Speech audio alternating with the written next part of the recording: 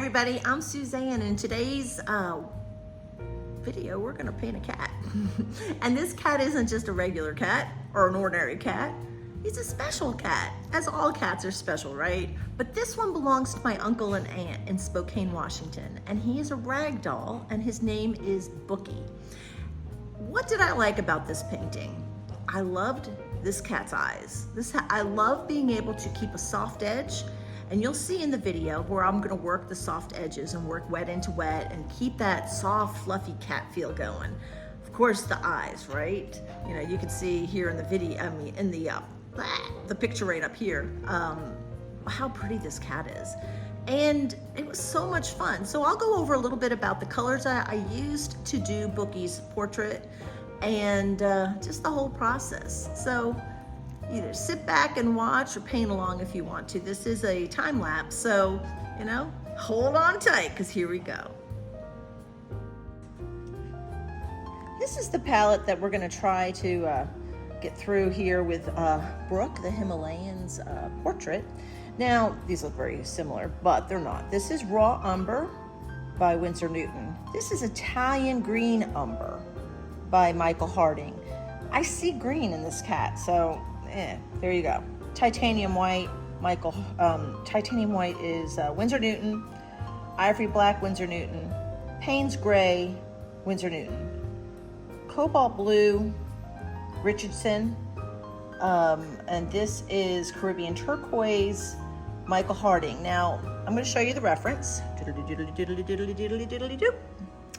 And this is Brooke. This is going to be a fun portrait to do. This is actually my uncle's cat. And I'll be doing my uncle's cat and dog. So you'll be seeing some portraits coming up real soon. But you look at Brookie's eyes, and you can see that there just looks like there's a little bit of turquoise in there. So that is why I have the Caribbean turquoise down. So, all right, moving over to the substrate. The substrate I'm working on today is a wood panel. It's, you know, it's about 1.5 inches. And I just did a this is just something I primed it. This is just how I'm, you know, starting off the piece with an acrylic primer on top. And I say it's primer, it's just acrylic paint. But because I'm working on wood panel that's not sealed, instead of gessoing it, this is what I've done. So since I also do see some green undertones in this cat's fur, you know what, it's helpful.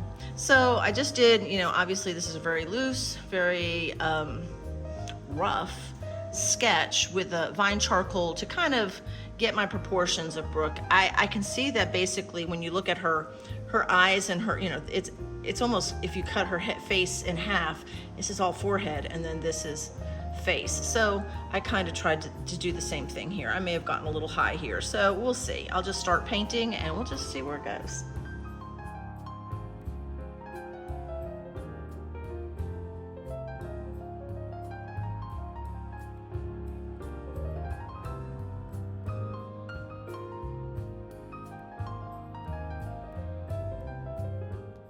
First step, we're just going to go ahead and block in, and I'm putting down the basic colors that I see in Bookie. What looks like white is really a type of gray that I've mixed with just the titanium white with a little bit of the, well, various colors, because there are various colors of gray here. But it is the Payne's Gray with titanium white, and then I have a yellow ochre that I've made a gray with. And I have a color that I love using now. It's Richardson's Cool Raw Umber, and I'm using quite a bit of that, is the darker values that you see here. The cobalt blue is going into the eyes, and of course this is the best part of any piece for me, is working the eyes.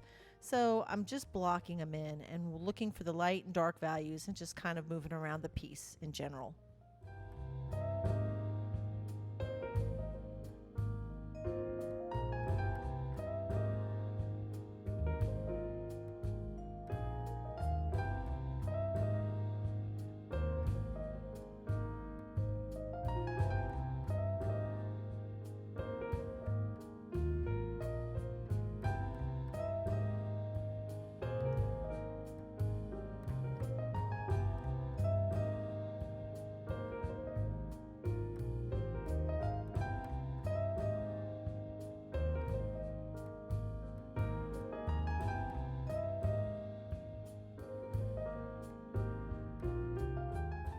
since I generally lay down a lot of the dark color first to layer the lighter colors on top.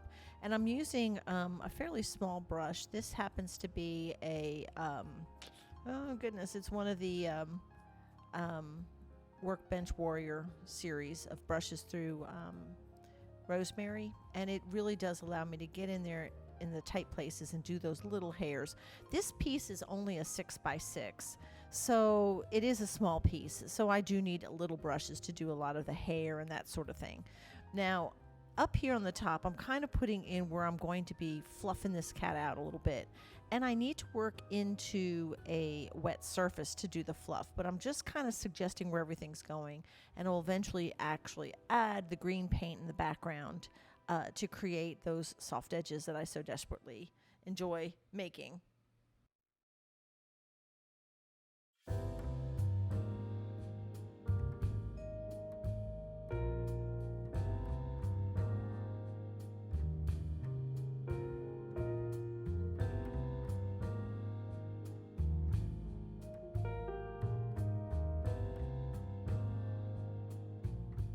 And here I have actually painted in the oil paint up at the top. So you can see how I'm creating that soft edge by painting that paint upwards into that wet edge. I can create the soft fluffiness that a cat has, right?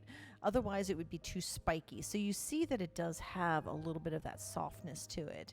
And that is a wet on wet type of stroke that you need to use to create that soft puffiness of a cat. That's the part I have a lot of fun doing.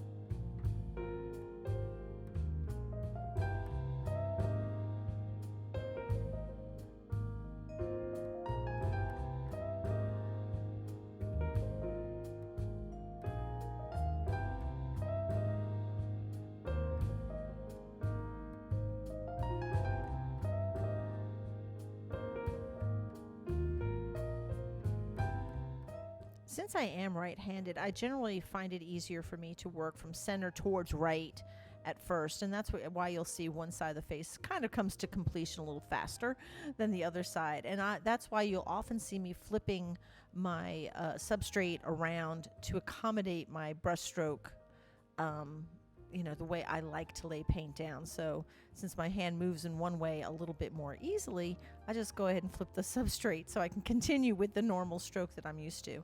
And here, I got to put in the lighter and lighter values. So of course I always start off with the darker value and then I kind of build it up a little bit.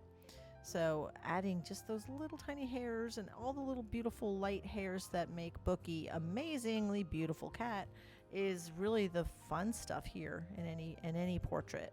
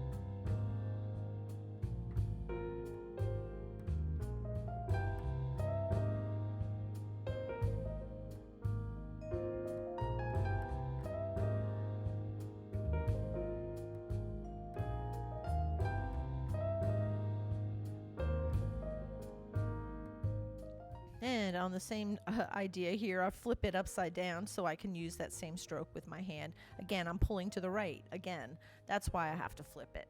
And it really does accommodate my me and my ability to paint by just flipping the substrate. And maybe that's something that you will find handy too. Remember, folks, if you have any questions about anything you see me doing, even this whole flipping nonsense, go ahead and leave it in the comment section and I'll be able to answer that for you. And again, remember too that I do have a YouTube membership program where if you would like for me to do critiques of your work and help you along and just be a coach, a painting coach or a mentor for you and your work, hit me up. Go ahead and look on my YouTube membership program in the description and I'll be glad to assist you there.